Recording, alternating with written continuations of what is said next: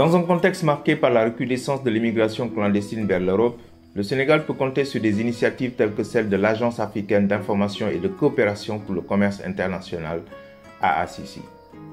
Cette agence, qui disposait déjà d'un établissement d'enseignement supérieur privé dénommé Institut africain des politiques commerciales IAPC, spécialisé dans toutes les formations d'enseignement supérieur pertinentes à l'économie, au commerce et au développement, a décidé de s'investir dans la qualification des jeunes en déperdition scolaire à des métiers traditionnels et nouveaux.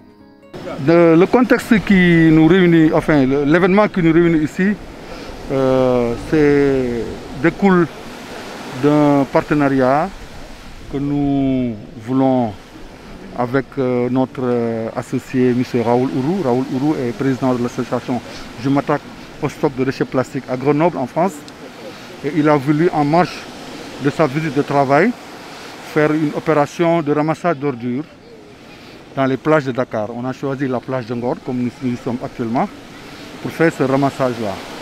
C'est pour une sensibilisation de la population, une sensibilisation des enfants, de tous les ménages du coin, histoire de ne pas mettre beaucoup de plastique dans les rues, dans les plages, et ensuite amorcer une opération de recyclage.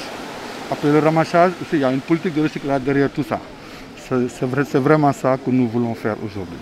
Pour mener ces activités, le groupe AACC-IAPC développe une politique de partenariat et d'échange à travers le monde avec plusieurs investisseurs et des ONG. C'est dans ce cadre que l'agence a reçu à Dakar, dans la semaine du 26 octobre au 1er novembre 2020, M. Raoul Ourou, président de l'association Je m'attaque au stock de déchets plastiques, avec qui elle travaille dans un projet d'implantation d'une école des métiers et de développement de projet MEP France-Sénégal. Je m'attaque au stock de déchets plastiques créé en mai-juin 2020, c'est tout récent donc, mais ça fait 10 ans à peu près que je ramasse des déchets plastiques à l'océan, donc dans les dunes. Au départ j'étais tout seul et après peu à peu des personnes se sont agrégées à moi et donc là on est nombreux chaque été, etc. Et en fait je peux parler de la problématique du ramassage. En fait voilà, actuellement on a des masses énormes de déchets plastiques qui sont dans le monde, on évalue ça à 9-10 milliards de tonnes de déchets plastiques. Sachant que le plastique est très léger, qu'il n'est pas mouillé, eh bien, ça représente un volume important, inimaginable. On parle du 7e continent. Le 7e continent, il à peu près fait 9 fois la taille du Sénégal. En différents morceaux, Atlantique Nord, Atlantique Sud, Pacifique, Océan Indien. Donc là, on est dans une situation catastrophique. Et en fait, si on fait rien du tout, si on ne prend pas le taureau par les cornes, eh bien, dans quelques années, il y aura 30-40 milliards de tonnes de déchets plastiques. C'est inouï, inouï. Alors le problème, c'est que le plastique, il va sous l'effet du soleil, sous l'effet du sel de la mer, sous l'effet du sable, il va se décomposer en tout petits morceaux, en microplastiques.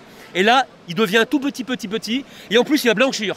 C'est-à-dire qu'en fait, on fera plus la différence entre le sable, le sel et le grain de plastique. Actuellement, aujourd'hui, on parle 29 octobre 2020, 90% du sel de table qu'on utilise pour le poisson, pour la viande, pour le riz, tout ça, etc., contient des microplastiques. Actuellement, les spécialistes ont découvert sur nos tissus du foie, des poumons, du cœur, des artères, des microplastiques. Donc la situation est extrêmement grave et donc il faut agir maintenant. Et donc agir, ça suppose de développer des actions citoyennes dans le monde entier. Parce que là, c'est le vivant qui est en danger. C'est le vivant. C'est pas une question de « oh, la plage est propre, la plage est sale, etc. » Non, non. Là, c'est... Alors, pour vous dire une chose, l'association Sea Shepherd, une ONG mondialement connue, très sérieuse, a évalué à 250 milliards le nombre de microplastiques présents seulement dans la mer Méditerranée. Alors imaginez dans le monde entier, c'est colossal. Donc là, il faut agir, et donc c'est la fonction de cette action citoyenne. Alors moi, j'ai proposé ça donc à Dr Fallou Samb, à Bassirou donc Samba, à NGF d'ailleurs, qui donc va adhérer à l'association. C'est bien, parce qu'on va grossir, et plus l'association sera importante, et plus on pourra agir sur les pouvoirs publics, les collectivités, les consommateurs, les entreprises. Parce qu'en fait, l'association, à la fois, elle se propose de ramasser, mais également en amont, de changer les comportements. C'est-à-dire de faire en sorte qu'on ait moins recours au plastique. Alors évidemment, le plastique c'est un matériau super parce qu'il est léger, costaud, résistant. On ne peut pas le supprimer définitivement, c'est pas possible, mais au moins en diminuer les usages. Il y a plein d'usages dans la vie courante où on peut donc diminuer ça. Donc voilà, c'est l'objectif.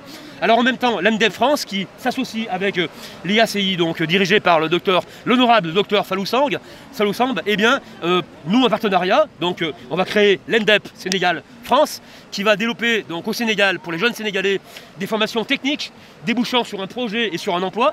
Voilà. En même temps, nous, on s'intéresse énormément à la problématique du recyclage plastique, parce que il faut voir les choses. La bouteille, elle est à moitié vide, à moitié pleine. Nous, on considère qu'elle est à moitié pleine, et on considère que ce stock énorme, eh bien, c'est du pétrole, parce qu'on va le recycler.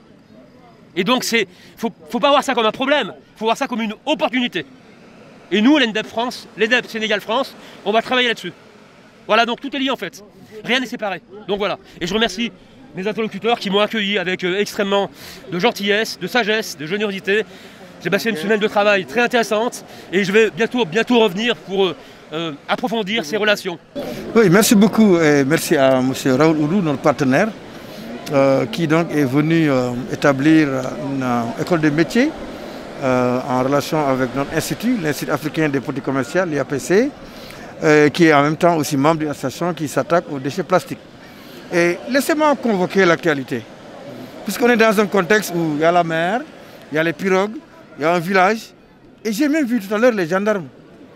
Depuis plus d'1 mois, il y a plus de 300 jeunes Sénégalais qui sont morts en prenant ces pirogues, en prenant ces plages, en remplissant ces mers-là, pour aller, comme ils disent, à Barcelone ou bien Barsac, donc la mort, la vie ou la mort.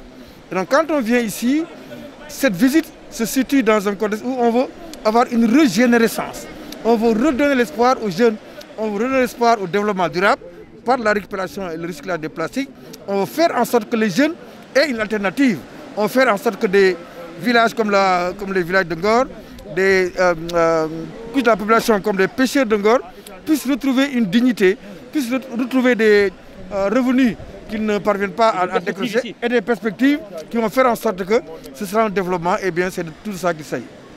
Super, bravo à tous, merci à tous, bravo. C'est en marge de cette visite de travail que les deux partenaires ont organisé, le jeudi 29 octobre 2020, une opération de collecte de déchets plastiques et de sensibilisation au niveau de la plage de Yoff et de la commune de Hann Bel-Air, dans une démarche inclusive car impliquant les populations et les élus locaux. Ça signifie beaucoup de choses, parce que quand Bassirou m'a appelé, j'ai automatiquement informé mes copains, mais ils ont réagi franchement comme je le voulais. Je m'appelle Maguette Gueye, je suis le président du GIE Defar Mbokka. Donc vraiment ça a été une très grosse fierté. On était trop contents d'accueillir ça. Je pense que il est heureux de tenir cette rencontre. C'est une première, mais tel que j'ai entendu vraiment le dérouler, je pense qu'il y en aura d'autres.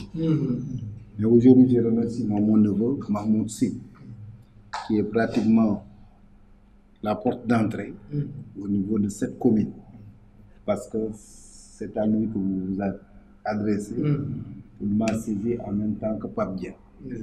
Et je pense bien que il est là, c'est un jeune qui travaille beaucoup avec la mairie, mais il est de la société civile, comme on dit. Il est dans le mouvement associatif, très jeune, et je pense bien que quand il nous parle de la mairie, nous sommes obligés de soutenir, d'appuyer. Mais comme vous l'avez dit tout à l'heure, je pense bien que la rencontre est venue à son heure. Au moment où je vous parle, il y a encore des jeunes Sénégalais qui sont dans la mer. Vous qui êtes le conseil du président de la République, surtout dans le domaine du commerce, et je pense bien que la situation elle est inédite. Pourquoi je fais le parallélisme? Pour simplement m'échoir sur ce que vous venez de dire. Pourquoi les jeunes sont partis? C'est qu'ils sont en train de chercher un Eldorado. Les mirages européens continuent pendant la colonisation, après 60 ans après les indépendances, à attirer malheureusement nos jeunes.